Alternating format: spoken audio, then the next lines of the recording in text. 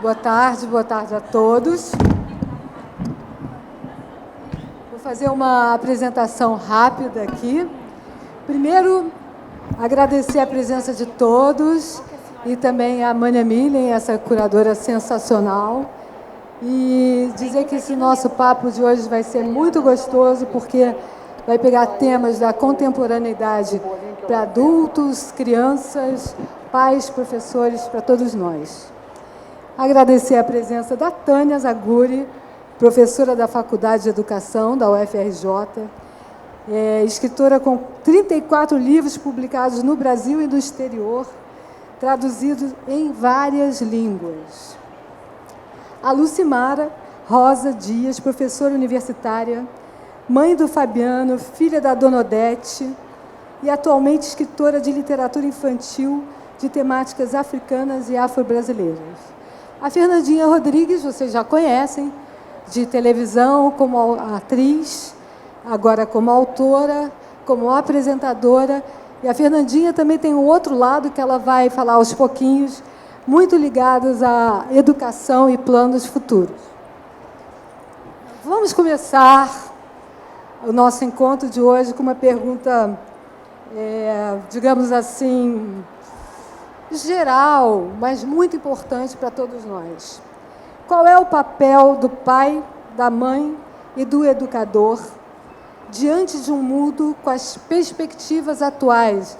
A gente está falando de aquecimento global, a gente está falando de crianças que têm consciência que daqui a 52 anos tudo isso pode virar um mundo de plástico. Quem começa? Bem, eu posso começar. Primeiramente, eu gosto muito de pensar que hoje nós vivemos um mundo muito melhor do que o de ontem. No passado, nós não tínhamos praticamente direitos como cidadãos.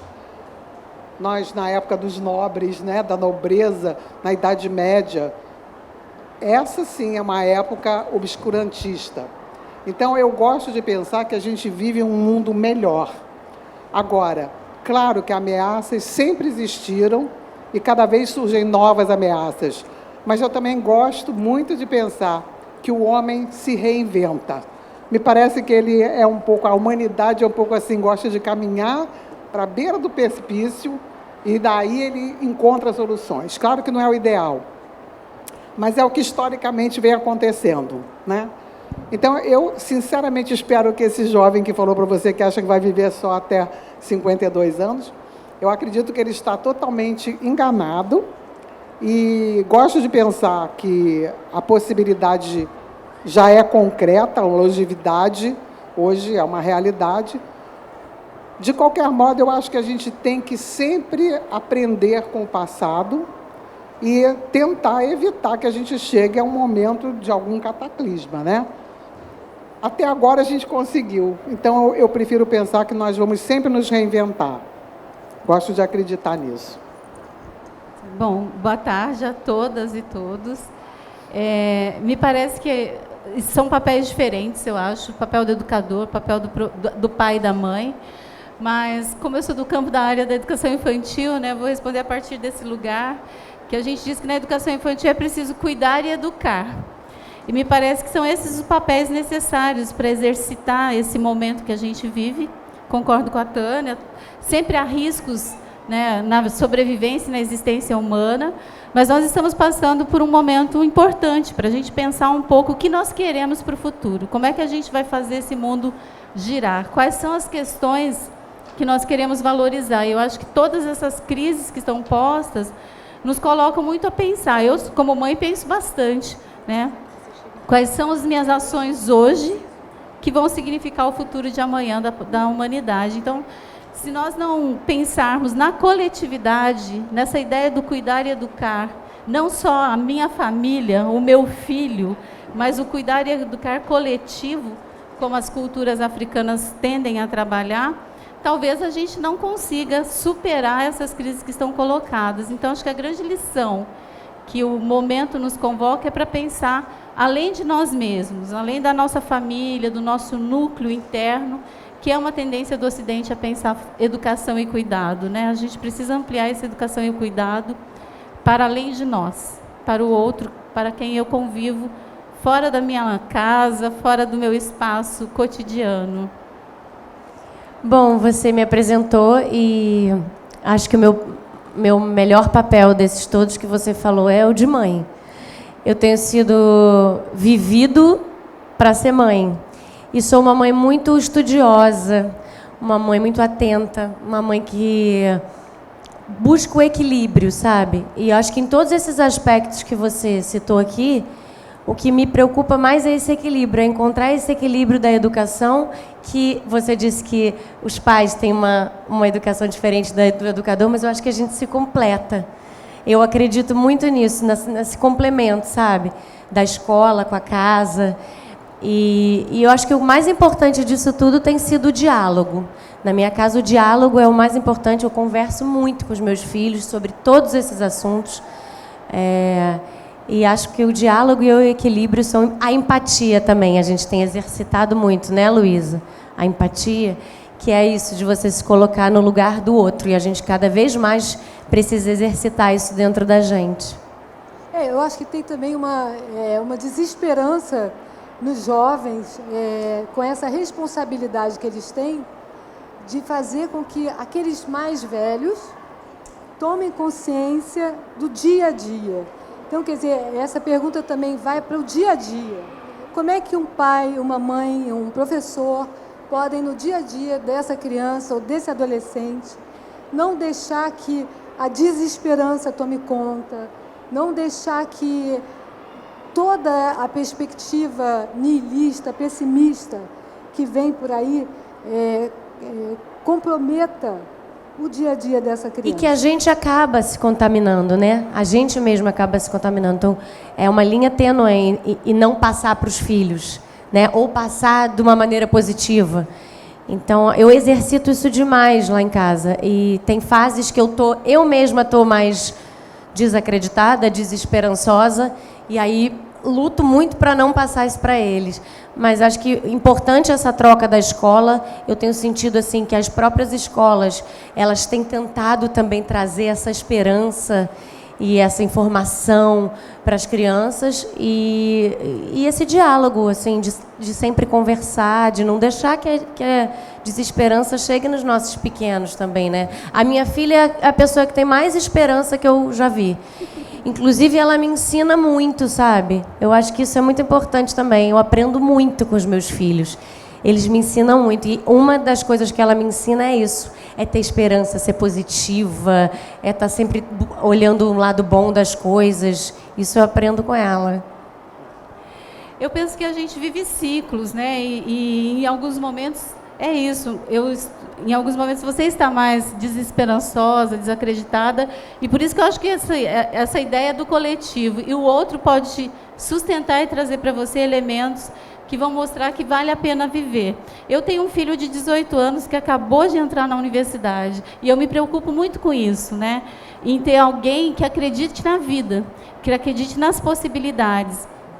Mas não é uma crença fora da realidade, sem o pé no chão, né? Porque essa realidade, na minha perspectiva, ela é construída, e esse otimismo, na ação, no dia a dia, né? Nos movimentos que você faz para que as coisas aconteçam. Eu sou uma pessoa esperançosa na perspectiva freiriana, porque eu atuo eu dou aula, né? Eu trabalho com futuras professoras.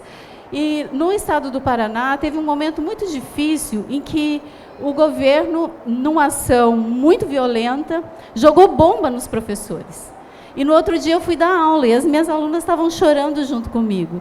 E eu falei, gente, nós vamos acreditar que amanhã é possível, né? Que as lutas mudam a história, que só a luta muda a história. E por isso que a gente tem seguido. Então, o meu otimismo, ele nasce dessa sensação e dessa esperança que a ação, que a luta, né, faz com que a gente espere o amanhã. Mas é preciso fazê-lo chegar, né? Fazê-lo chegar nessa ação, nesse movimento. Então, pegando um pouquinho esse gancho, né, que a Fernandinha falou e que você também falou, Lu, vamos falar sobre a escuta das crianças. Eu acho que o aprendizado na educação e também dentro de casa, ele se faz muito através da escuta das crianças. As crianças também são mestres, eles também portam saber. Então, eu queria que vocês falassem um pouquinho sobre isso, desenvolvessem. Tânia, você que fala bastante, né, sobre como é que a gente pode dialogar com os filhos, que escuta é essa que não está acontecendo ou que está acontecendo? Bem, primeiramente, assim, tudo que vocês colocaram, eu queria dizer o seguinte: é muito importante essa questão que vocês colocaram da esperança, da gente não passar desânimo para os filhos. Eu acho que é importante que a gente tenha em mente sempre que cada faixa etária tem suas características. Então, obviamente, que nós, como adultos, nós temos uma visão macro de mundo que a gente não vai passar para os nossos filhos, e, além do mais, mesmo que a gente quisesse, não conseguiria, porque ninguém impinge, né, um pensamento de desesperança a quem tem esperança, né? Aliás, graças a Deus por isso, né? Mas eu acho que também a gente está esquecendo de considerar que uma criança de 7 anos tem um X de potencialidades e de capacidades. Já uma de 13 ou de 15 é uma outra conversa. Então, o diálogo que a gente tanto prega hoje em dia, ele deve ser também atento à possibilidade da criança, né? Quer dizer, dentro do que ela é capaz de compreender, de assimilar. A gente não tem que ficar apressando as coisas, sabe assim, querendo já passar a nossa visão de mundo para eles, filosoficamente falando. O Weltanschauung, isso aqui é uma coisa que ela vai adquirir, nós temos que respeitar isso. O que eu acho que é mais importante, de acordo com a idade da criança, é você ensinar desde cedo o respeito, a empatia que você falou, Fernanda, que eu concordo plenamente, porque é uma das coisas talvez mais difíceis para os pais, porque realmente pai e mãe, quem é pai e mãe aqui sabe, que é um amor totalmente incomparável a qualquer outro. Então, a nossa tendência é de superproteger. É quase sempre de achar que o nosso filho tem razão por uma questão de coração.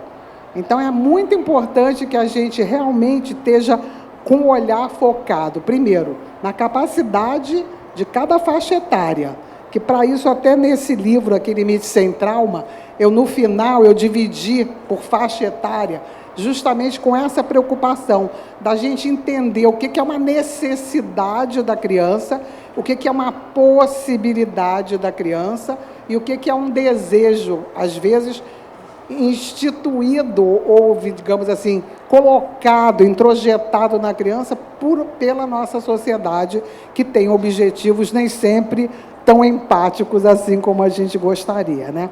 Então, eu acho que é importante a gente ter esse conhecimento do que é cada idade, do que nossa criança pode entender e, principalmente, dialogar, mas não entendendo dialogar com conversar ilimitadamente. Porque essa tem sido uma grande dificuldade que os pais me colocam, sempre e repetidamente, reiteradamente, geração após geração, que eu acompanho, me dizem, mas eu quero dar limite, mas eu não sei como. Porque o nosso coração coloca isso como quase uma impossibilidade. Mas é tão fundamental isso, porque isso é a infraestrutura da cidadania. A gente ensinar aos nossos filhos que ele pode algumas coisas, outras coisas ele não pode fazer. Os interditos da sociedade, pelo menos aqueles com os quais a gente concorda, né? É super importante esse trabalho. E, através disso, ela vai construir a sua identidade social. Quer dizer, ela vai chegar à cidadania através dessa base do dia a dia. Então, às vezes, a nossa ansiedade de pensar o nível macro é tão grande que a gente esquece que a nossa criança, o nosso contato é no dia a dia, é assim que a gente constrói essa identidade de cidadão. Então, já pegando essa carona aqui, a gente está falando de uma sociedade, a gente está falando, como diz a Fernandinha no livro dela, de exemplos, né? Como a gente pode ser também exemplo, como a gente pode ser também escuta, mas como a gente pode trabalhar ética com os nossos filhos, num momento em que o país está sem a menor ética, sem a menor coletividade, sem a menor solidariedade interna, sem a menor união. Qual é a prática diária de escuta, de diálogo e de pensamento ético? Como transmitir respeito, como transmitir direitos para essas crianças? É difícil. O que mais tem me preocupado hoje é a quantidade de informação que eles recebem. Assim, o acesso à internet, o que as pessoas falam, os amigos da escola. Então, muitas vezes, quando eu sou surpreendida com uma questão, na minha escola me falaram X, eu procuro falar a verdade sempre. Eu tenho um diálogo muito aberto, mas eu também falo assim, às vezes, não acho que isso seja para você. Ou não acho que isso esteja na sua idade. Mais para frente a gente vai conversar. Porque eu também acho que muita gente antecipa alguns tipos de diálogo que acaba acelerando o processo. Que a criança, às vezes, não tem maturidade para assimilar aquilo. Ou vai interpretar de outra maneira. Exatamente, ou, por né? isso. Exatamente, por ela não ter, às vezes, a capacidade intelectual ainda de entender certos conceitos mais abstratos, certas coisas, então ela vai interpretar da maneira que ela achar, que ela for capaz, né? A esse respeito, eu até acabei de lançar, não está nem aqui, mas esse livro eu acho que é importante, Os Novos Perigos que Rondam Nossos Filhos, está exatamente, eu me preocupei exatamente com isso, porque eu sei que é uma coisa muito nova, até para nós adultos, o modus operandi dentro da web é amplo demais, né? Então, até adultos têm dado alguns passos, digamos assim, entre aspas, errados, mas digo assim, uma atitude que às vezes você toma intempestivamente na web não tem volta. Então, esses cuidados é que estão descritos nesse livro. Porque como é uma coisa tão recente, aquilo que você falou muito bem, Fernanda, é importante que a gente, se você está em dúvida se teu filho vai entender aquilo, espera um pouco, né? Espera, porque a própria criança, ela dá sinal para nós das suas necessidades. Então, antecipar algum tipo de coisa que é mais uma ansiedade nossa do que realmente uma necessidade da criança naquela faixa etária, às vezes pode ser muito contraproducente e vai de acordo com essa linha de não vamos conversar sobre tudo. Sim, eu concordo plenamente, vamos conversar sobre tudo, mas na hora em que ela for capaz de introjetar aquele conceito. Senão, pode exatamente acontecer o inverso do que a gente deseja, né? Que a gente está querendo proteger, está querendo orientar, e aquilo acabar sendo uma faca de dois gumes. Mas sobre essa questão da ética, eu acho muito importante a gente exercitar com as nossas crianças o respeito. Lógico, isso elas entendem. Porque como a gente já está vivendo esse mundo, como você bem citou, em que a gente tem essa desunião, essa confusão, essa falta de ética, eu acho que a gente precisa exercitar para os nossos próximos, para o nosso futuro, para que as pessoas se respeitem. Mas quanto a isso, Fernanda, eu não estava me referindo a isso, não. Eu acho importante ressaltar, a ética é uma coisa perfeitamente compreensível para crianças até menores, assim, 2, 3 anos, você já vai, senão isso não faz, isso não está certo, isso não pode. Primeiro você explica 1 ou 2 vezes, mas ela é capaz de compreender.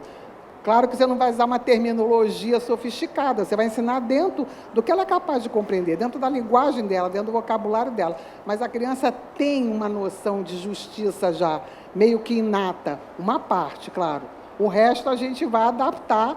Existem coisas que a gente percebe que a criança sabe que aquilo é errado, né? Ela intuitivamente. Eu acho mas que a gente vai, digamos assim, você vai consolidar esse tipo de conceito através das suas próprias atitudes, que é a melhor maneira de educar pelo exemplo, né? É isso que eu ia dizer, porque isso tem relação com quais valores você defende ou não, né? Claro. Quando a gente vai discutir ética, sempre está em jogo qual é a crença, quais os valores, como é que eu me movo no mundo, para que eu possa dizer que tal comportamento se distingue do que a gente considera como ético. Acho que a vida, por exemplo, é um valor, né, intrínseco a nós. quando eu desrespeito a vida do outro, quando eu desrespeito a existência das pessoas, eu estou infringindo, né, um campo da ética. Quando você perguntou sobre o que fazer, né, como conversar com as crianças, eu sempre penso que a honestidade é o principal foco, porque se eu quero que o meu filho, minha filha, seja honesta comigo, honesto, eu preciso ser honesto com ele, né? Isso significa que eu preciso tratá-lo na sua inteireza. Nós, da área da educação infantil, digamos isso. O que significa dizer que a criança é um ator social, que ele é capaz de compreender? Quando eu discuto relações raciais, e as pessoas perguntam, em que momento eu tenho que tratar do racismo com a criança pequena? No momento em que o racismo se instituiu ali naquela relação. Então, né? Ela pode ter um ano, 2, 3, só um minutinho, 4, 5...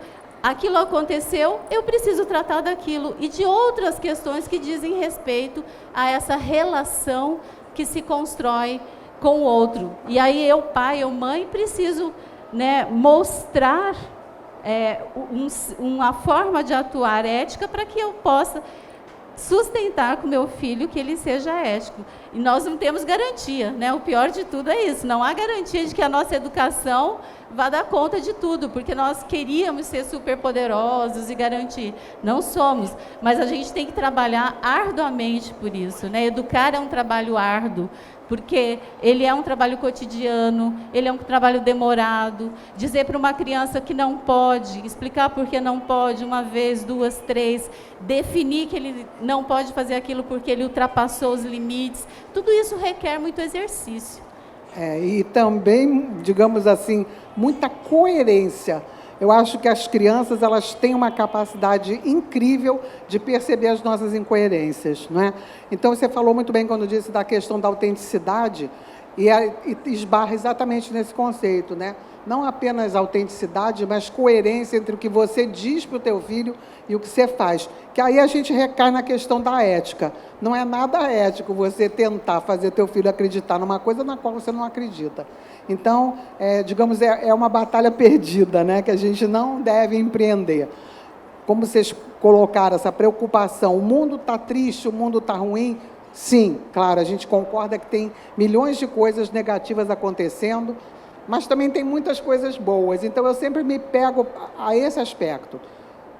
O que eu acho que a gente deve mostrar para as crianças é que tem coisas erradas, sim, quando elas mesmas trazem para nós, né? E aí você mostra que tem muita gente que não concorda com aquilo, que não age dessa maneira.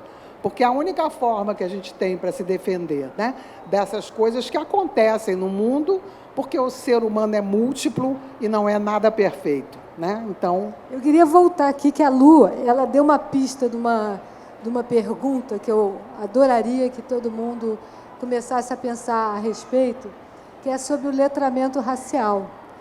Então, Lu, você podia falar um pouquinho sobre o que é o letramento racial e de que maneira as escolas podem trabalhar com o letramento e de que maneira os pais podem trabalhar em suas casas com o letramento racial.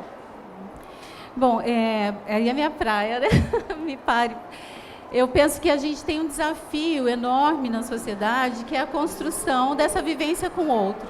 No Brasil, né, a relação entre negros e brancos foi uma relação sempre tensa por conta da estrutura que o Brasil teve.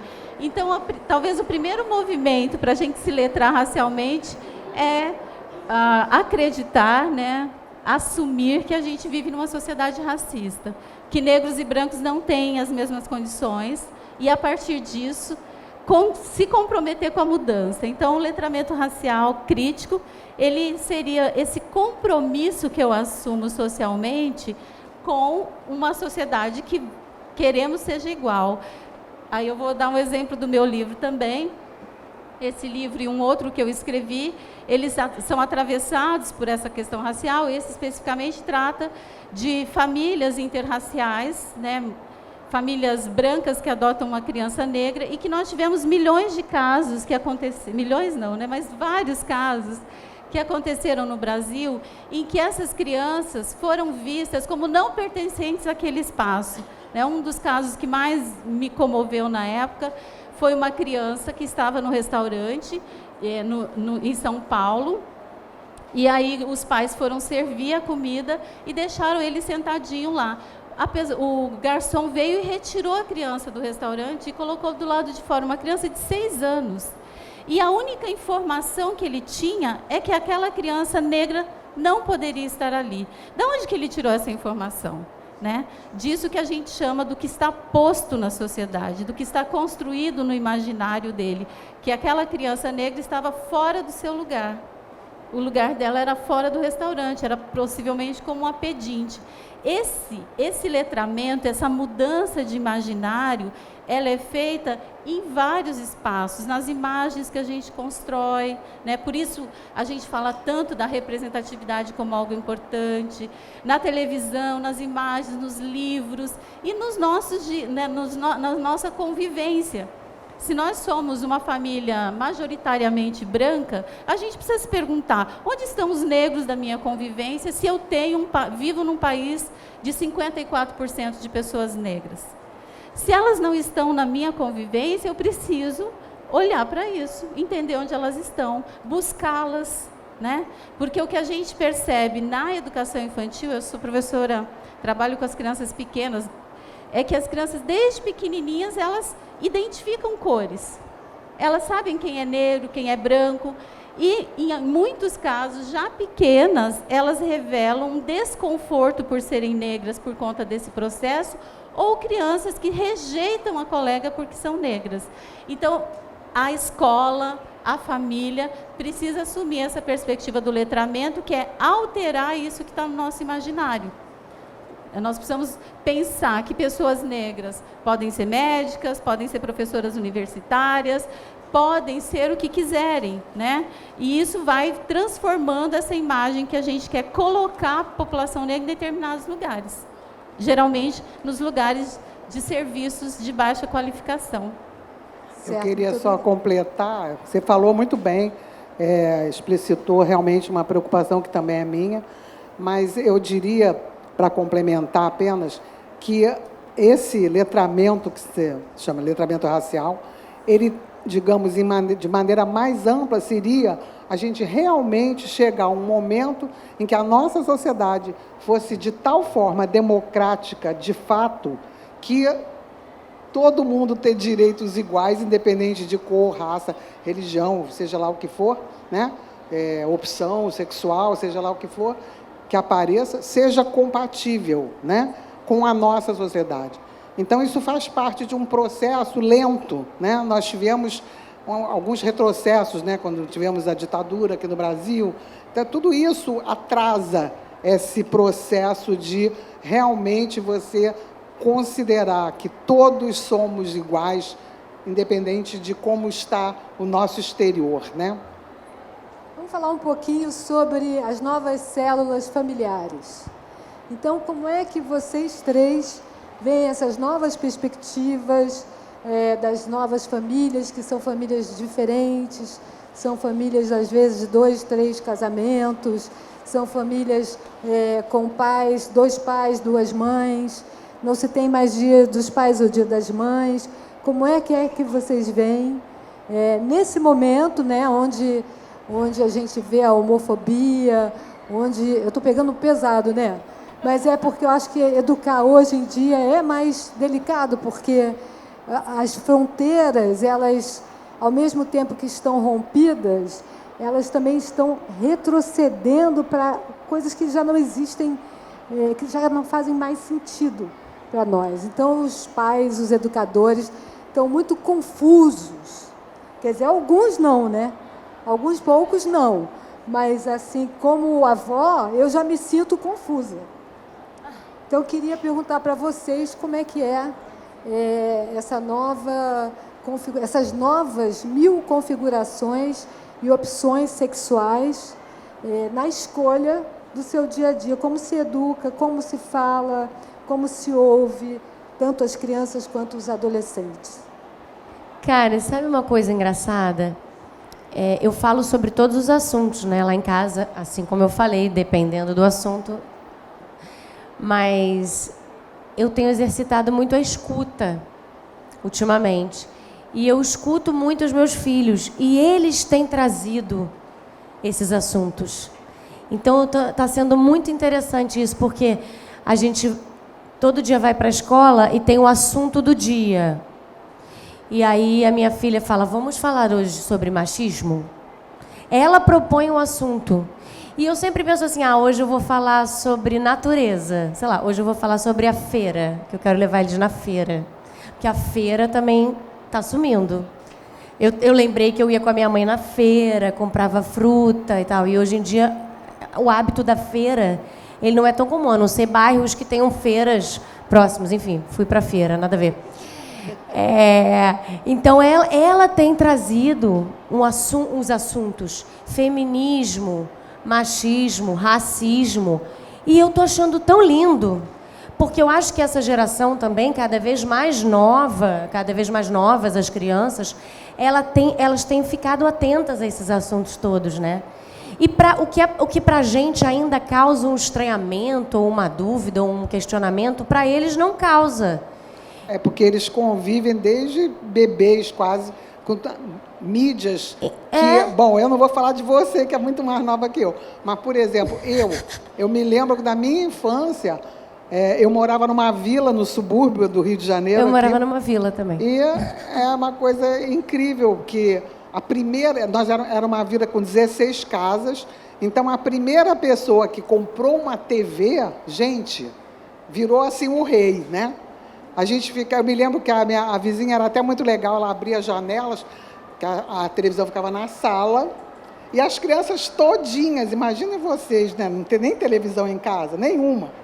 Então, nós não tínhamos. Então, ela abria um janelão e botava a TV de um jeito que nós todas podíamos ver domingo o Teatrinho Troll. Não sei se alguém é desse tempo aqui. Mas, gente, era impressionante como é que isso era uma coisa que hoje, ter TV, tipo ter fogão em casa. Né? Mas a gente tem vários amigos, vários casais de amigos com umas outras formações de família. E a gente convive com várias pessoas, né? 2 homens que adotaram uma criança, 2 mulheres, várias. E aí a gente tem um casal de amigos, 2 homens, que um disse assim para o outro, todos conversando, Luísa, todo mundo na sala, e ele falou, porque a família dele proíbe, não gosta, contou uma história. E a Luísa ficou assim, com uma cara de estranhamento. Aí eu falei, Luísa, você está entendendo? Ele está dizendo que contei a história. Explicando, né? E ela falou assim, mas eu não estou entendendo onde é que está o problema disso. É isso que eu estava falando. Eu não estou entendendo qual é a questão.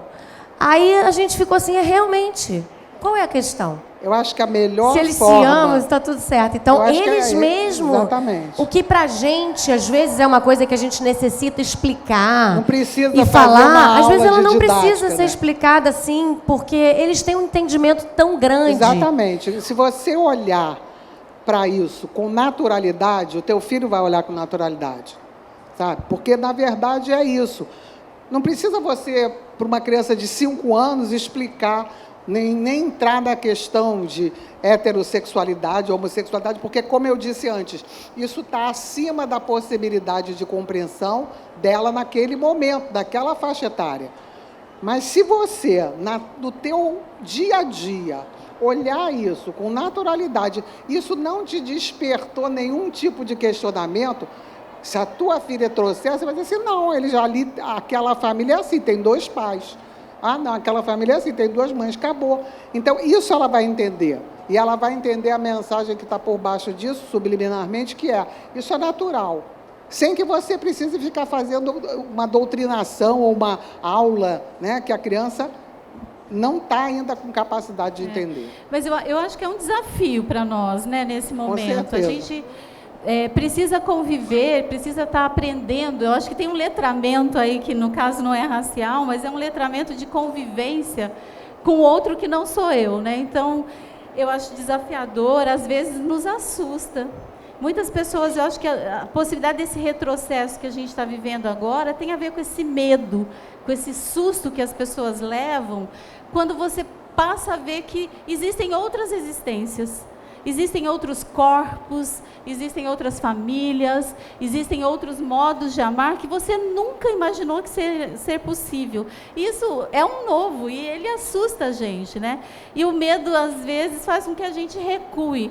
Eu estou apostando que vai ser um recuo pequenininho e a gente vai avançar, porque não dá mais. As famílias, todas as nossas famílias, eu acho que todas terão pessoas que são homoafetivas, que amam de forma diferente, que fazem opções distintas.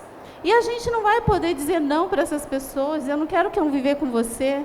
Né? Você não é mais meu primo, você não é mais meu filho. Essa dor que as pessoas vivem, eu tenho uma amiga trans, é impactante. E é só a convivência com o outro que faz a gente amar o outro. É só a interação que vai me permitir ver que aquela pessoa também, né, tanto quanto eu, sofre, sorri, ama. Então, eu acho que esse medo que a gente tem do que o meu filho será, né, a gente precisa aprender a superar. Talvez lendo os livros da Tânia, né, lendo os livros da Fernanda, os meus, mas a gente precisa enfrentar o medo. Olhar para o medo e falar, olha, por que eu acho isso estranho? Porque se eu não olhar para mim também, né, e rever e assumir que eu acho estranho, e assumir esse estranhamento e querer superá-lo, a gente também não supera, porque tem um estranhamento. Meu filho, ele assumiu a identidade dele como um menino bi, e a primeira vez que eu o vi beijando um outro menino, confesso a vocês, achei estranho. Eu nunca disse, não, você não vai fazer isso, não, isso aqui. Não, eu nunca disse isso, porque eu não acredito nisso, mas eu achei estranho. Eu tive que aprender a conviver.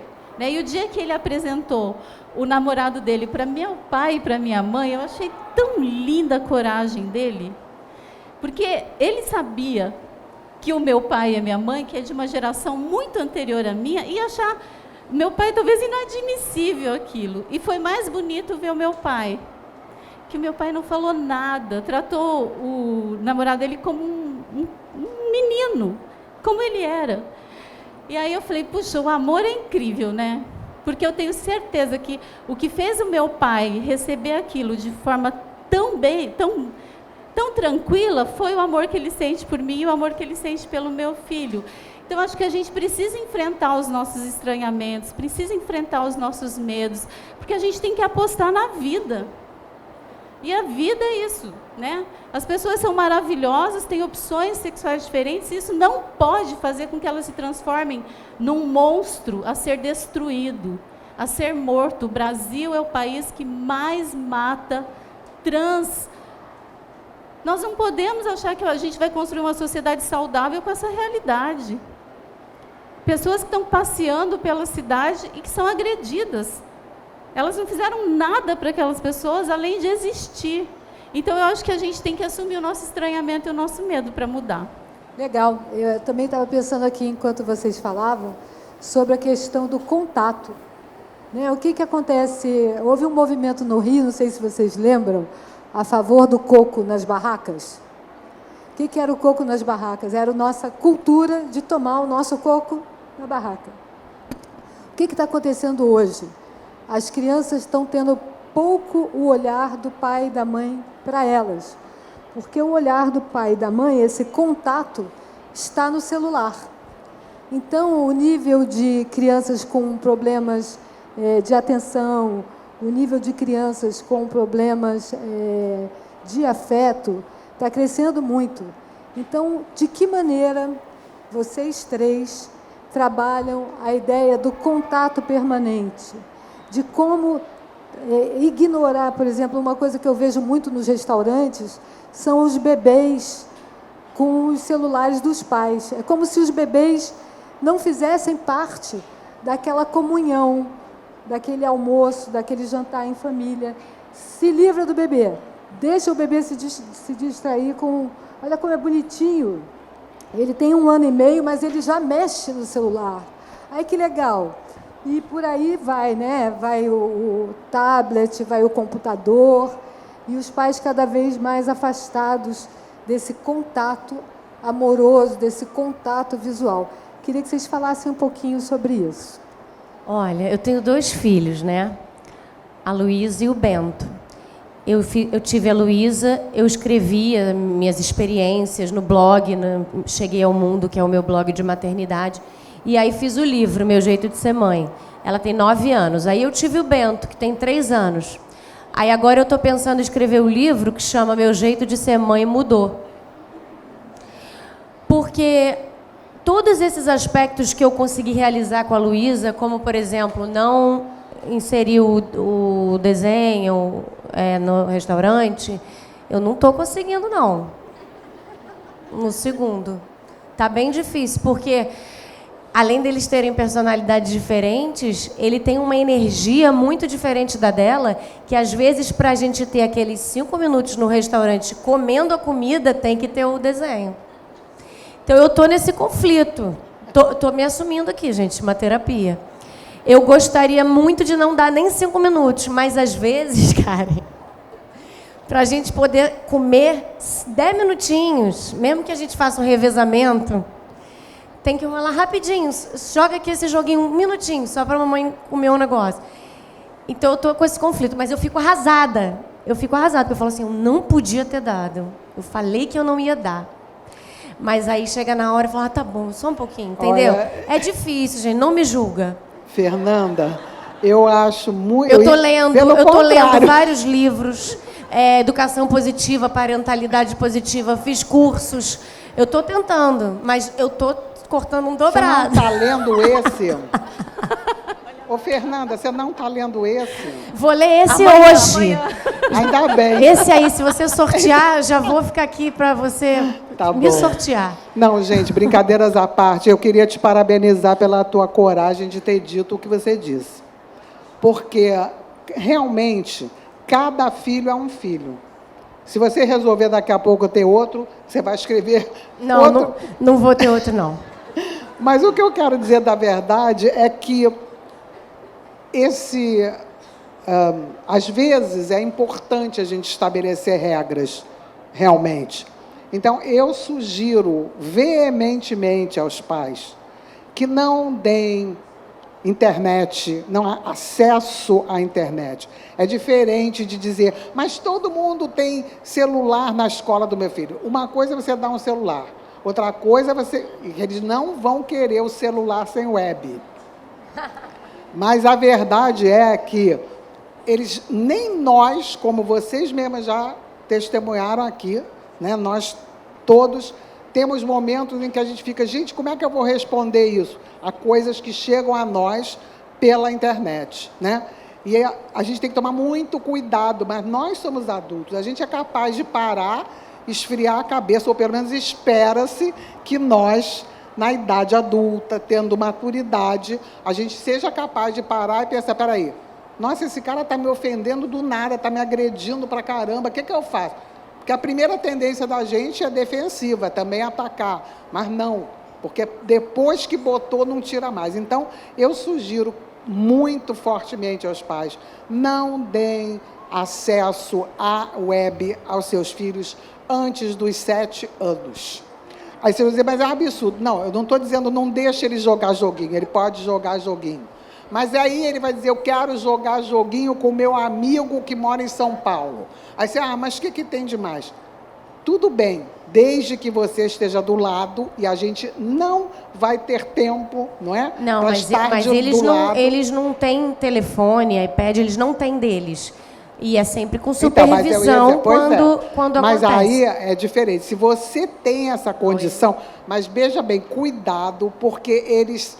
Gente, eu li recentemente um artigo que foi um estudo feito com jovens, e eu não estou com os números exatos aqui, mas era algo em torno de entre 75% e 80% dos jovens entrevistados, que era entre 14 e 24 anos, que confessavam com a maior candidez que sempre fizeram coisas escondidas dos pais. E, evidentemente, em relação à web, que nós estamos falando. E que minimizam a tela, assim, que eles entram. Então, o pai pensa que você está jogando um joguinho, mas ele estava bem no site pornô, ou falando com alguém. Então, gente, não é uma coisa fácil de decidir, mas também é muito mais difícil você retirar depois de você já ter permitido. Então, eu sugiro que vocês, até que você realmente tenha segurança de que eles estão mais maduros, eles serão capazes de reconhecer certos perigos que eles não vão ser capazes, né? Então, cuidado. E se vocês decidirem permitir, todos nós temos o direito de decidir a nossa vida, então, tudo bem, quer decidir, pelo menos esse computador que ele utiliza tem que ficar na sala, ou, enfim, um lugar que vocês estejam com acesso, certo? Para que vocês, de fato, possam supervisionar. Recentemente, nós tivemos casos no Brasil, 2 casos em Manaus, de meninas que marcaram encontros pela web e foram estupradas e assassinadas, alguns anos atrás. Outro dia, no Espírito Santo, um menino se suicidou porque os pais proibiram 1 semana de usar a web.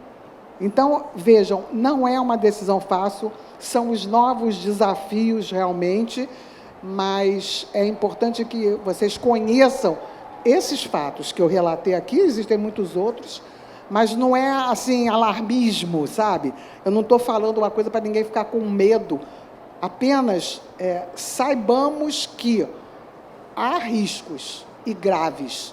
Então, pensem bem antes de dizer o sim e estabeleçam seus nãos, para que vocês possam, de fato, segui-los, né? Dizer o não e depois exigir o cumprimento desse não. Olha, eu acho que é um desafio mesmo, é muito difícil, e eu ia até falar, a gente talvez pudesse perguntar para alguém, porque o meu filho tem 18, então ele viveu uma fase, né, que não era tão presente assim. Mas, de todo modo, sempre foi um leitor ávido, lia muito.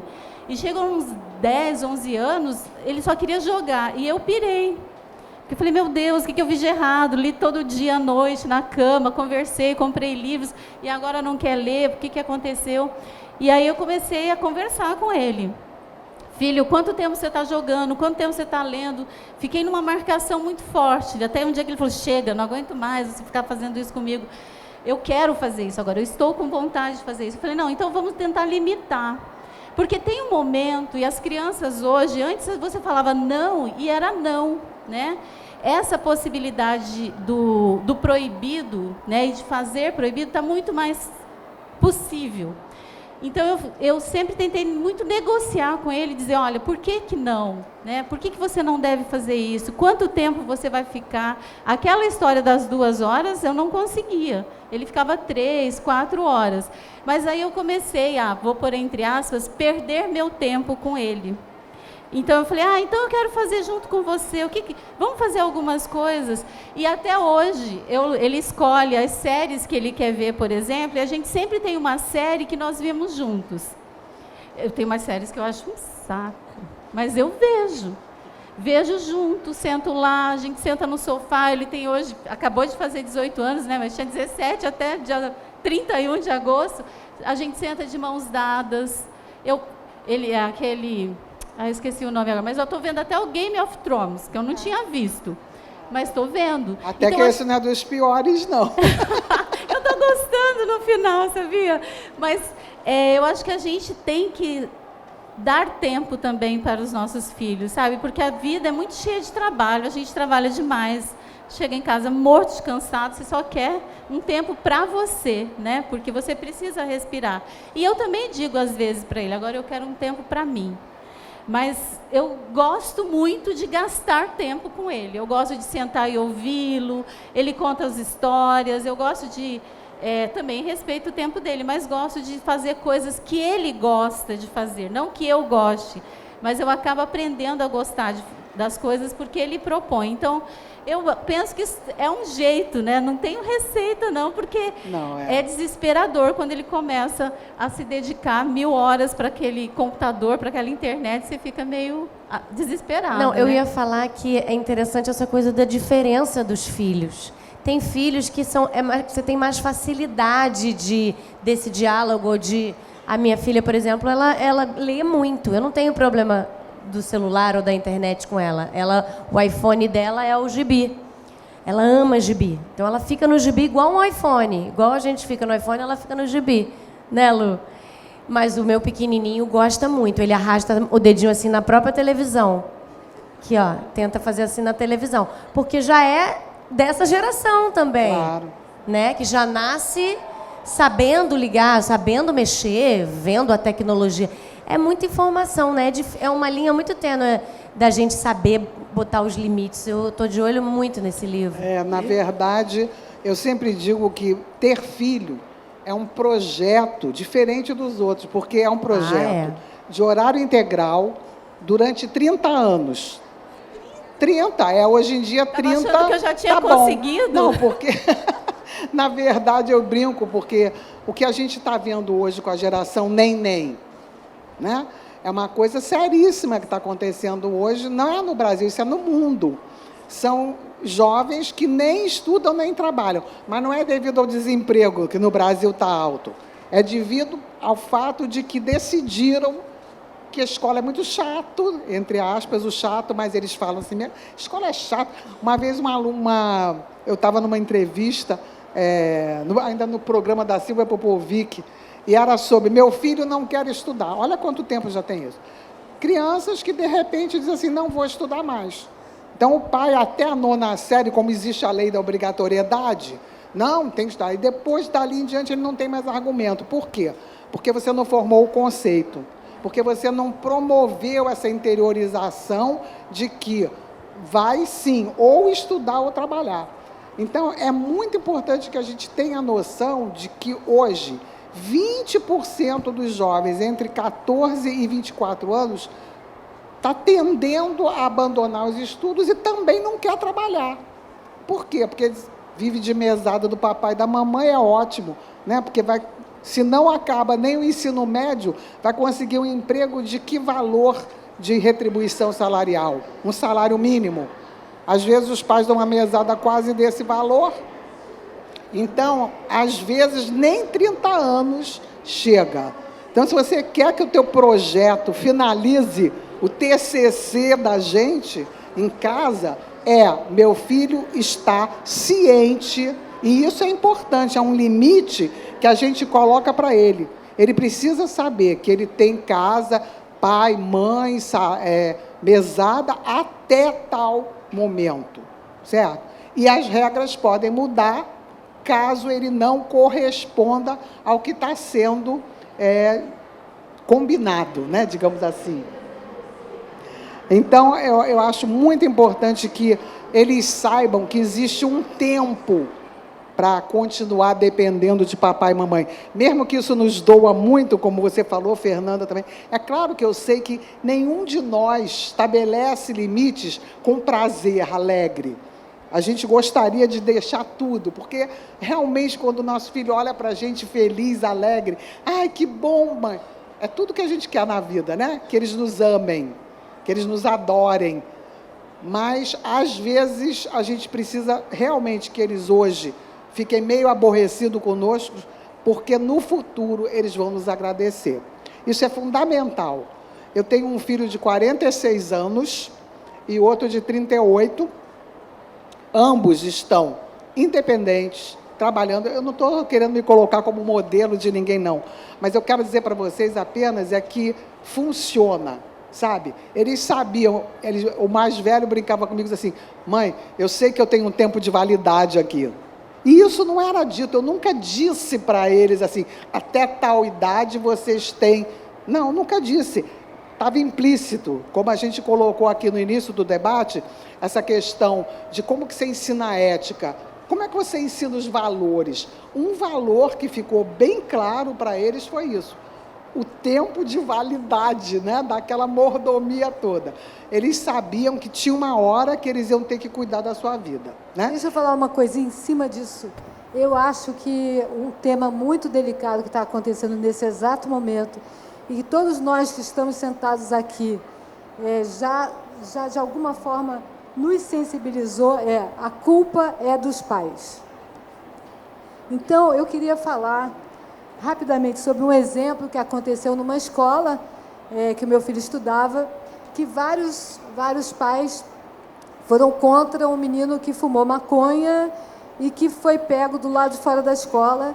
E os pais fizeram uma reunião para expulsar o menino da escola. E a mãe de um deles falou assim: então quer dizer que se você pegar o seu filho fumando maconha na sua casa, você vai expulsar o seu filho da sua casa? Então a pergunta é: a culpa é dos pais? O que acontece na adolescência que de repente aquele filho que você criou todo comportadinho, de repente muda e você fala: ué, que filho é esse? Eu não sei vocês, mas eu acho que todo mundo já ficou muito culpado nessa vida de pai e de mãe. Muito culpado. O filho não vem com bula, nem o pai. Né? Eu não sei. Se eu pensar na diferença entre o meu primeiro filho e a minha segunda filha, eu não sei com qual eu errei mais. Então, assim, não me ensinou o primeiro para o segundo, porque eles são completamente diferentes. Então, eu queria que vocês falassem sobre a culpa é dos pais. Posso eu começar, tenho um livro, Antônio? só quero dizer que eu tenho um livro chamado Educar Sem Culpa. Exato. Porque a culpa é realmente algo que nos amordaça, que nos impede, que nos tolhe. Então, eu acho que, na verdade, o subtítulo é a gênese da ética.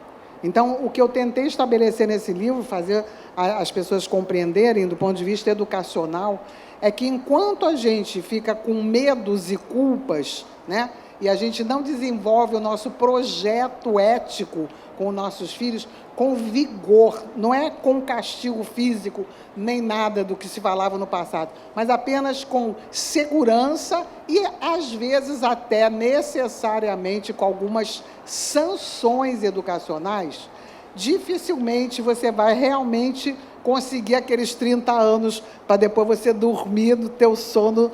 Ai, fiz o meu papel. É claro que cada filho é um, é claro que a gente não pode garantir nem jurar para ninguém que tudo vai dar certo, mas eu posso dizer uma coisa para vocês: se a gente não lutar desse jeito, aí é que vai dar errado, com certeza. Vamos lá. Eu assim, sempre fui uma mãe culpa. A minha primeira filha eu tive muita culpa. Acho que a primeira você ainda não sabe lidar com a culpa. Agora eu sei lidar melhor com a culpa. Não que eu tenha menos culpa, mas eu lido melhor com ela. Sabe? Eu aprendi a lidar com a minha culpa. Eu trabalho ela na minha cabeça para que eu reverto ela em outras coisas, a culpa. Mas o que mais me preocupa hoje com uma filha de 9 anos é a tal da adolescência. É essa questão que a gente nunca sabe se todo esse processo que a gente viveu até aqui, ele vai dar certo. Ou a ponto da pessoa dizer aonde eu errei.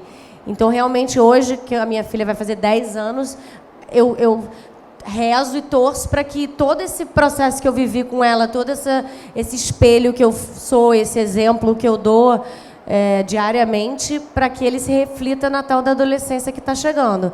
Mas também estou tensa com essa adolescência.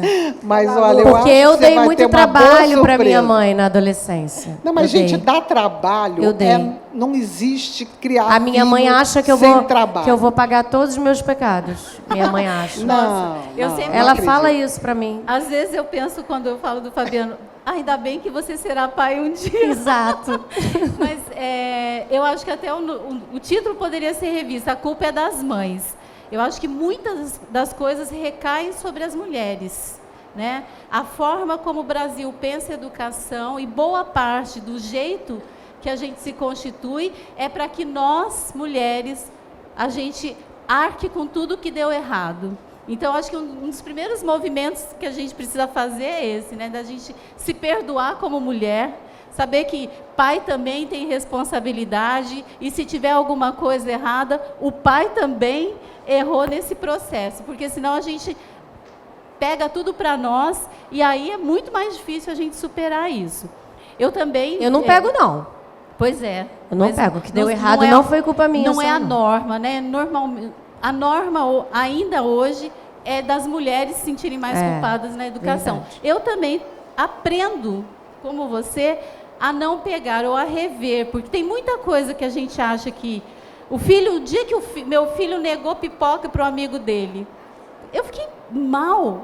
Ele foi ao cinema, o amigo não tinha dinheiro, e ele não dividiu a pipoca dele. Eu falei, como assim? né? Eu posso comprar 30 pacotes de pipoca para você. Então, aí eu fiquei muito mal como mãe, que eu falei, fracassei nesse processo de educar esse menino, né, na solidariedade. Aí conversei, briguei, fiquei brava. E aí eu falei, não, então às vezes a gente, mesmo sem querer, né, Tânia, se culpa por coisas que você acha que deveriam ser diferentes. Mas o nosso filho está no mundo. Nossas mães já diziam que a gente cria os filhos para o mundo. Então a minha aposta é sempre que esse menino vai ser um bom rapaz, vai fazer medicina, que vai ser um médico solidário, etc. E eu não tenho certeza disso, porque o mundo está aí e as possibilidades de escolha agora é muito mais dele do que minha.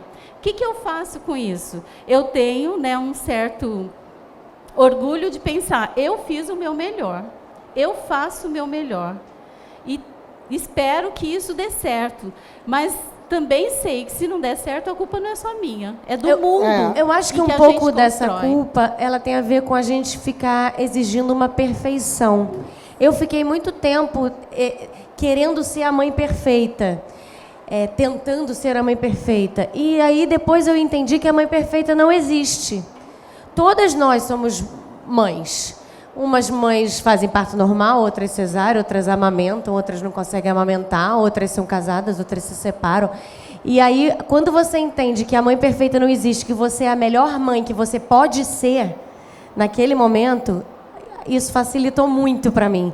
Porque aí hoje, mesmo na culpa, eu estou trabalhando, eu não posso chegar em casa, eles já dormiram. Tudo bem, hoje não pude ser essa mãe, mas amanhã eu vou poder ser. Eu fico exercitando a melhor mãe que eu posso ser e não exigindo de mim ser uma mãe que às vezes eu não posso ser. E mãe erra também, né? E mãe erra muito, mas erra tentando acertar. Eu gostaria de acrescentar uma coisinha aqui na sua fala, que é o seguinte, é importante, além dessa questão de se culpar ou se perdoar, ou se dividir com o marido, ou seja lá com quem você divida a criação dos seus filhos, eu acho que mais importante é a gente entender que esse processo ainda não acabou, nunca. Porque educar, a gente também está em processo de educação. Nós próprios, adultos, né? Nós estamos sempre aprendendo. Então, essa questão desse exemplo que você deu, do teu filho, realmente é porque a gente idealiza, né, também um pouco a nossa capacidade. Eu só queria dizer para vocês que tem estudos recentes que mostram que, à medida que a criança vai crescendo, especialmente hoje, devido às novas tecnologias, nós temos hoje cada vez menos influência sobre os nossos filhos. Deixa eu explicar melhor, para vocês entenderem bem. Até 7 anos, a nossa influência é imensa. Tá? É quase que um milagre, tudo que a gente consegue. Agora, a partir dos 7 anos, porque até 7 anos, mais ou menos, tudo que a criança quer é pai, mãe, ou quem cria, e os seus brinquedos. Não é fofo isso? Eu acho demais. Assim, o mundo deles meus brinquedos, papai e mamãe, ou papai e papai, não importa. Né? Então, essas duas perspectivas são as que têm mais peso. A partir dos 7 até mais ou menos uns 11 anos, Fernandinha está com medo da adolescência, mas, na verdade, de fato, ele vai começar a, paulatinamente, ter um percentual de influência menor. E, na medida que ele chega na adolescência propriamente dita, que é o período mais difícil e mais perigoso, de 14 a 17 anos, que eles sofrem mais influências externas, e o nosso percentual de influência praticamente se reduz a algo em torno de 7 ou 8%, comparando com as outras influências externas que vêm da sociedade e das mídias, que por trás das mídias existem os interesses financeiros, econômicos, que não estão nem um pouco preocupados com empatia, com solidariedade, estão preocupados em ganhar mais, em lucro. Então, o que eu quero deixar aqui, né, nessa minha fala, é a certeza de vocês deve ser a seguinte: hoje, até quando eu puder, eu tenho que influenciar meus filhos. Quanto mais cedo, por isso eu acho, Fernanda, que você não vai ter problema, porque eu já conversei um pouquinho com a tua bonequinha, embora foi rápida a conversa, mas a gente sente que já está preenchido esses vazios, né? Que a criança, quando nasce, ela é hedonista e egocêntrica. Ela não tem ainda a capacidade de discernir o que é perigo. Por isso que eu digo que é tão importante a gente olhar cada idade dentro do seu potencial, do que ela é capaz de entender, e aproveitarmos essas chances, sabendo que até 10, 11 anos, a nossa influência ainda é substancial. Até 7 nem se fala. Dos 7 aos 11, 12, já diminui. E dos 12 em diante, você vai dividir com todas as outras coisas da sociedade. Então, não podemos perder tempo. Em síntese. Só arrematando aqui, dentro dessa história de 14 em diante, da adolescência, que a gente vê que é quando os adolescentes entram na baixa estima ou na autoestima. Então, eu pergunto aqui, que é na baixa estima que você consegue fazer todos os tipos de besteira, né? Então, você vai se juntar com aquela pessoa que vai te influenciar um pouco mais, porque tem mais força do que você, ou porque você quer ser igual àquela pessoa. Então, a minha pergunta para vocês é: elogio para fortalecer a autoestima, ou se o elogio vira excesso e se fortalece a autoestima excessiva?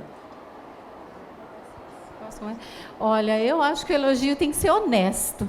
Eu elogio quando ele merece elogio. Exato. Meu filho, né, a tia está ali, ele é um menino, eu como mãe, enfim, acho ele maravilhoso. Mas eu sempre fui muito positiva, assim, o que ele fez de errado eu fazia. Por exemplo, quando ele fez isso, eu falei: olha, você fez uma das piores coisas que eu já vi na minha vida, porque isso não se faz. E quando ele faz coisas legais, eu elogio. Então, acho que elogio é a coisa do equilíbrio, que a Fernanda falou. Né? Não dá para elogiar tudo, fez coisa feia, está bonito? Não, o que está feio, está feio, o que está bonito, está bonito.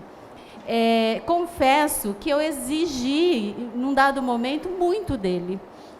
E ele foi, né, teve um tempo que ele fez uma terapia, quando eu me separei, etc. E a psicóloga falou uma coisa muito legal que serviu para mim, não para ele.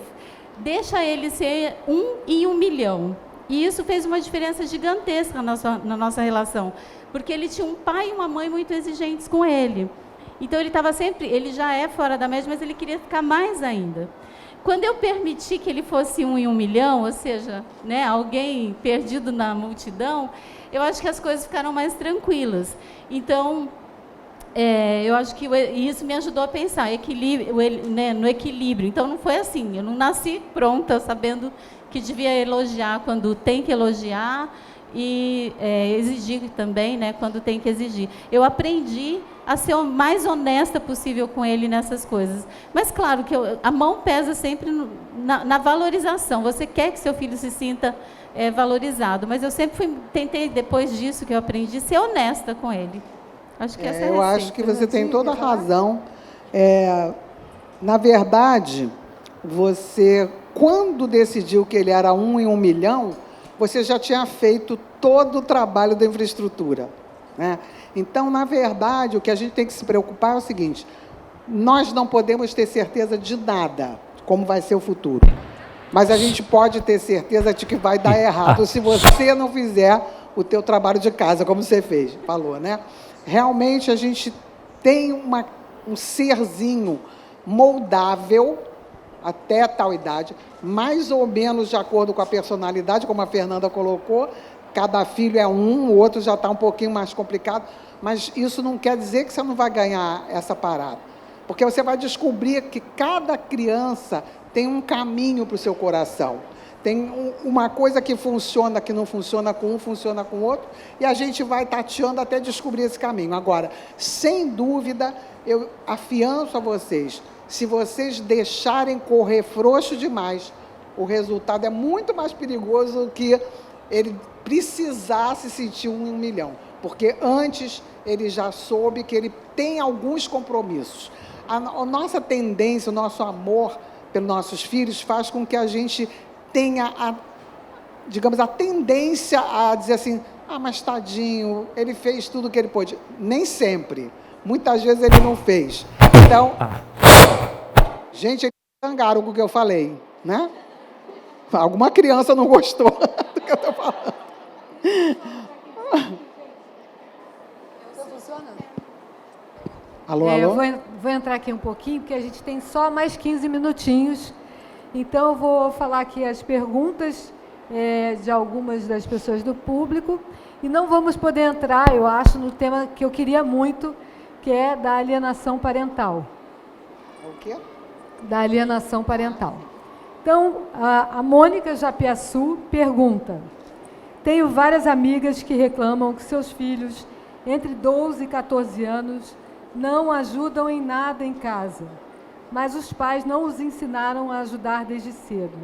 Que conselho vocês dariam para eles? Eu não tenho nenhum. E estou querendo conselhos também. Olha, eu acho que a gente tem que fazer o que eu chamo de acordo. Mas, assim, não é um acordo assim tão democrático, entendem o que eu estou dizendo? Eles têm que saber que eles têm não apenas direitos, mas deveres também. Mas desde pequeno, né? Desde pequeno. Não é só nessa idade de 12 anos. Lógico, mas pode acontecer, como acontece às vezes, que algumas famílias levam muito, né, deixando correr frouxo demais, e depois não há dúvida nenhuma que na adolescência você começar a dar limites, a estabelecer os seus deveres também, é mais difícil. Então, eu aconselho, como já falei, vivamente a que a gente encare esse desafio o mais cedo possível, sem nenhuma neurose nisso. Apenas entender que a gente dá tudo que nossos filhos precisam, nós que estamos aqui somos privilegiados, eles têm casa, comida, educação, carinho, amor. Então, por que eles não vão ter também alguns deveres? Então, não tenham medo de estabelecer uma relação de troca, de fato, né? Eles recebem tudo isso. Em troca, o que eles têm que dar? Pelo menos estudar direitinho, cumprir as tarefas escolares, arrumar sua cama. À medida, eu sempre digo, eu brinco o seguinte, quando o teu filho fizer anos, né, aniversário do filho, toda vez que eu digo, isso é alguma criança por trás disso. Alô, alô. Ih, está funcionando. Mas o que eu digo é o seguinte, quando for aniversário do seu filho, não compra 300 presentes, primeira coisa, compra um. Mesmo que você possa dar 10, dá um. Dê um tempo para ele desejar. Segunda coisa, quando ele fez mais um aninho de vida, ele ganha a festa, ganha, sei lá, o passeio, seja lá o que ele queira, tudo bem. Mas, além disso, ele ganha uma nova responsabilidade, de acordo com a idade. Porque a gente não ensina a responsabilidade do dia para a noite. É no dia a dia, como a gente colocou desde o início. Então, é no dia a dia que você deve estabelecer regras, limites, sanções. Lembro bem, sanção não tem nada a ver com trancar em quarto escuro, bater, né, espancar, muito menos, Deus me livre. Mas é simplesmente ele entender que ele também tem alguns deveres para com os pais. Certo? Legal. Isso é educar sem culpa. Só um minutinho. Lucina, pega aí. Eu acho que o conselho, como a Tânia falou, comece já, né? Se você não começou antes, comece já. Porque é sempre uma troca mesmo e uma responsabilização. Lá em casa, por um longo tempo, a gente teve uma pessoa que fazia as coisas. Então, é uma tendência, às vezes, a pessoa está lá, também por conta da forma como a gente entende os empregados domésticos, a gente trata quase como uma pessoa que tem que fazer tudo. O Fabiano sempre teve que guardar os brinquedos. Reclamava, mas guardava. Eu guardava junto, depois ele vai guardando, e não podia bagunçar a casa, porque eu vejo muita gente que a pessoa vai limpar a casa na segunda, o que as pessoas fazem? Deixa tudo bagunçado, porque segunda-feira tem a pessoa para limpar. O que você está ensinando para os filhos, né? E agora, antes, ele estava no cursinho, a obrigação dele era... Agora a gente não tem mais ninguém que faça limpeza todos os dias, só de vez em quando. A obrigação dele era lavar a louça. Aí ele falou, ai, mamãe, no cursinho está muito difícil, eu estou estudando muitas horas, você troca comigo? Eu falei, troco.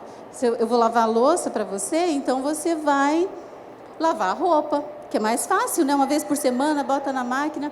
Aí a minha irmã chegou em casa um dia, ele estudando, coitado, né?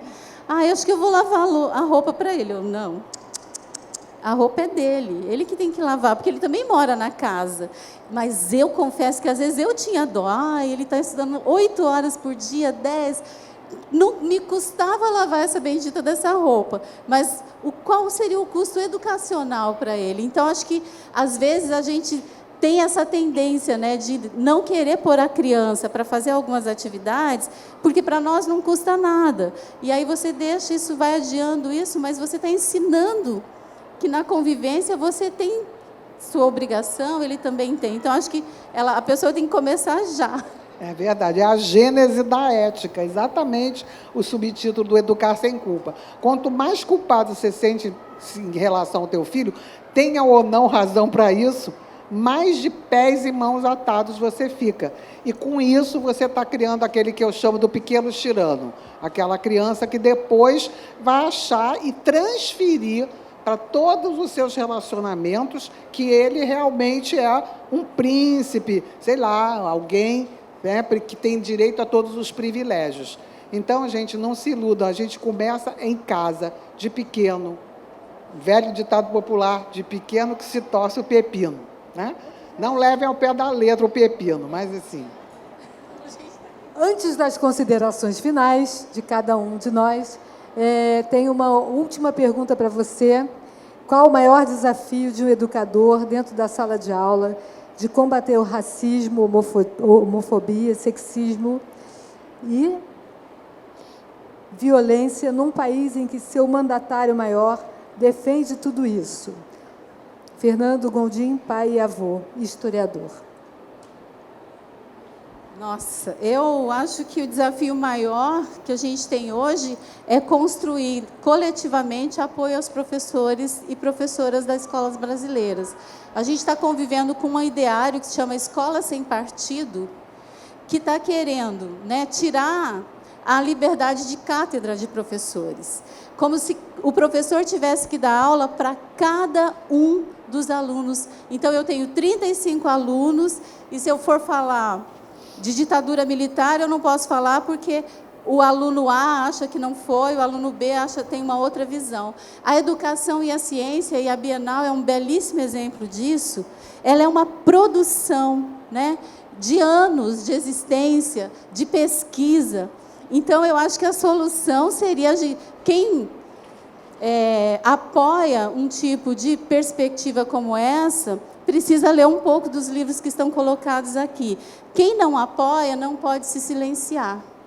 Nós não podemos, nós que estamos, talvez muitos de vocês em escolas privadas, que estão se orgulhando de dizer que na minha escola não tem uma invenção chamada ideologia de gênero, e isso significa que eu não vou discutir com os meus alunos o que é sexualidade, que eu não vou discutir com os meus alunos o que é a existência das múltiplas formas de amar no mundo.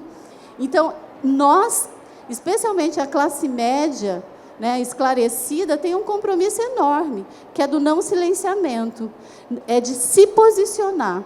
Esse momento pede posicionamento. Nós não podemos nos calar. Cada um de nós que vermos isso acontecendo e nos calarmos, nós estamos sendo coniventes. Estamos sendo racistas, homofóbicos, LGBTfóbicos, machistas, enfim, nós estamos sustentando uma forma de compreender o mundo. Se nós não concordamos com ela, é o momento de se posicionar.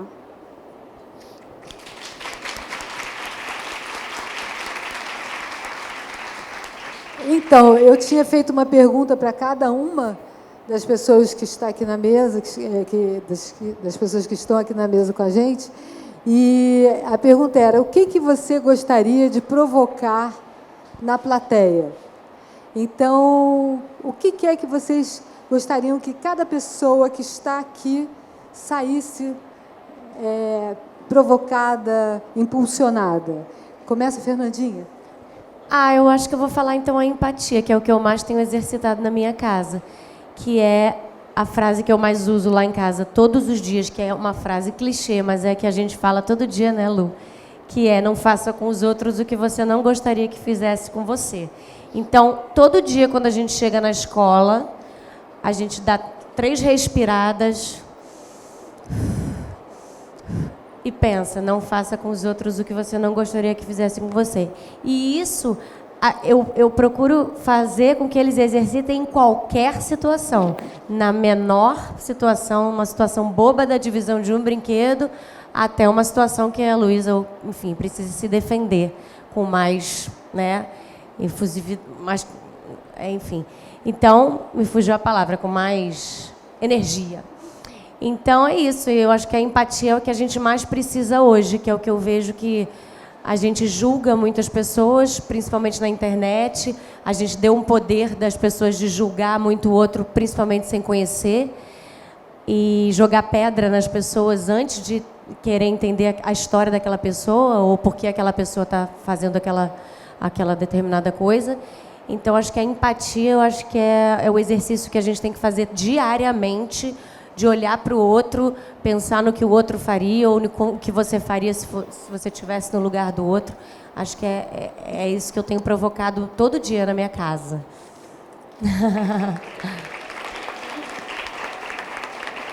Tânia? Bom, o que eu posso dizer é que eu gostaria de ter deixado vocês que nos ouviram aqui, com muita coragem, muito sem culpas, tá? Quer dizer, eu quero deixar claro que é o seguinte: a culpa, eu digo que existe a culpa boa e a culpa má. A culpa boa é aquela que nos faz rever posturas e caminhar para frente por conta de uma autoanálise, de uma reflexão, né? A culpa ruim é aquela que simplesmente fica perpassando as relações, perpassando os nossos sentimentos e não leva a nada de produtivo. Então, o que eu quero deixar como mensagem para vocês é que se apropriem do papel de autoridades parentais, sem medo. Cada um tem seu projeto, cada família é uma, mas pensa um pouco: o que eu quero fazer pela minha família? O que eu quero fazer pelos meus filhos? Não só em termos de benefício, em termos de construção de cidadania. E bota em prática, sem medo. Eu espero ter ajudado nesse sentido. Muito obrigada. Muito obrigada. E boa sorte a todos. Bom, eu quero agradecer aos colegas, né, porque eu pensei que o que eu gostaria de deixar é uma reflexão, né? Eu acho que nós precisamos nos responsabilizar pela vida. Então, a ideia, você fez as perguntas, eu achei muito bacana, eu pensei isso. Eu gostaria que essa nossa conversa pudesse fazer com que a gente se sinta responsável pela vida que a gente está construindo. E aí, cada um de nós nos perguntarmos: o que eu estou fazendo? Né? Qual é a minha responsabilidade? Que tamanho desse exercício de responsabilidade eu estou executando? Porque eu, como uma boa sagitariana, eu sou uma pessoa esperançosa. E penso que esperançar é um verbo importante para nós nesse momento. A gente precisa, na ação, sonhar que a gente vai superar uma sociedade tão brutal como essa que nós estamos vivendo nesse momento, que não é só o Brasil, né? Está em vários pontos, mas a luz há de brilhar. Então, eu espero que a gente tenha essa responsabilidade de construir essa luz. Eu quero também me despedir de vocês, agradecer a Mânia Millen e dizer o seguinte: vamos ler cada vez mais. Quem lê tem o melhor amigo e tem muitos mundos a descobrir, a enfrentar e a se nutrir para enfrentar o dia a dia. Muito obrigada e até a próxima.